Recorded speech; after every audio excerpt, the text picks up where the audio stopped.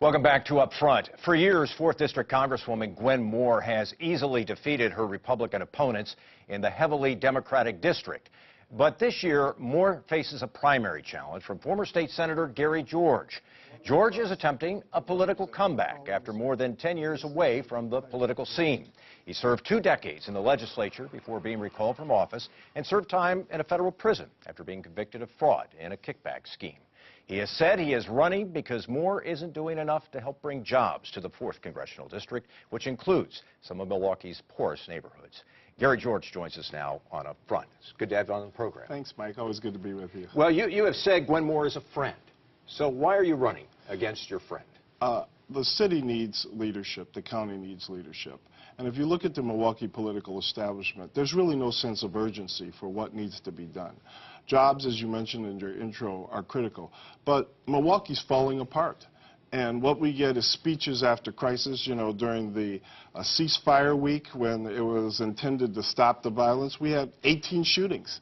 I mean, we have children being shot. We have all sorts of problems, and jobs solve so many of those problems, whether you're in South Milwaukee or St. Francis or Cudahy or Milwaukee or Brown Deer or Bayside. We need jobs, and we need a congressperson who understands the need to get the job done. And that's what I intend to do if I'm elected. What can one person do, though, in a body of more than 400, in a body that's also controlled by Republicans? What can one person do about that? Well, when I was elected to the legislature, we had a Republican governor, Lee Dreyfus. Then we had Tony Earl as a governor. Then we had Tommy Thompson for a governor. I did a lot with all of those governors, Democratic and Republican legislature, working with Governor Thompson to build the Marquette Dental School, building the DNR building on 3rd and North Avenue, now King Drive and North Avenue. There's a lot that can be done if we work together. And I'm not about just giving speeches. I certainly can give a speech and speak to what the people care about, to voice their opinions. But really, this job is about getting it done. There's also a bully pulpit that goes along with it, but it's about getting things done. When I was chairman of the Finance Committee for a decade in the legislature, the longest tenure basically, I was able to work with MMSD to create a jobs program. I was able to bring billions of dollars into the 420-something school districts of Wisconsin for more education. I created the school choice program, which ushered in an era of not only educational reform in Wisconsin, but really throughout the nation and around the world.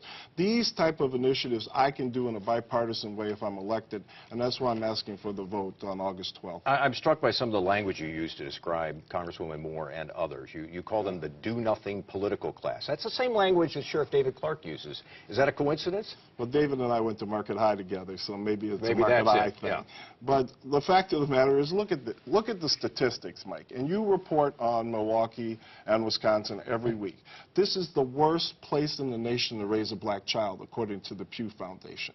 You have the highest incarceration rates in this county, Milwaukee County, in this state, Wisconsin, which has the highest incarceration rate of any state of the nation, in a country which has the highest incarceration rate in the world.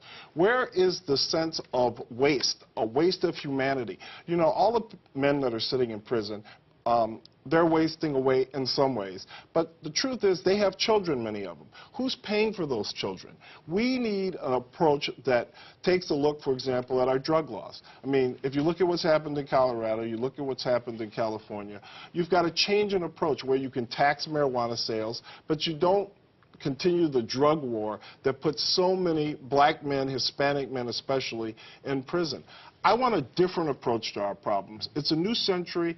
High technology, we can do things differently, and as a member of Congress, I'll try to pursue those different paths. Let me have you address the issue that comes anytime somebody mentions your name. Former state lawmaker and convicted felon.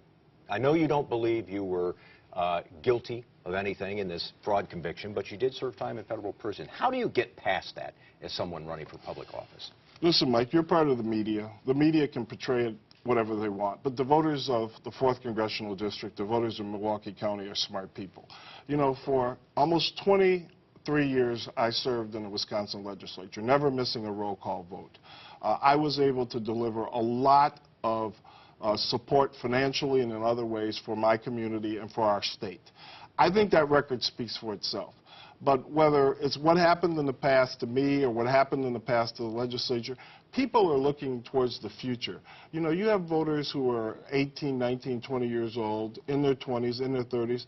They don't remember what happened to Gwen Moore in the 80s or Gary George in the 80s or 90s. They care about their future. They care about net neutrality, for example. Are the big companies buying special access to the net or not?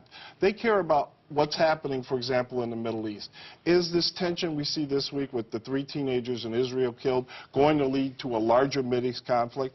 What happens between the Shia and the Sunnis in the Middle East? Is this going to lead to a problem that is going to affect us all with gas prices? I mean, they want their future addressed. They don't want politicians either worried about their own jobs. They don't want politicians worried about the past. They want a path towards the future. And that's what I'm trying to offer in this race. I'm going to have to wrap things up there, but we appreciate your time. Former state lawmaker Gary George, good to have you on the program. Thank you very much. All right.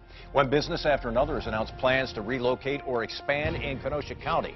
We'll find out what the draw is next on Up Front.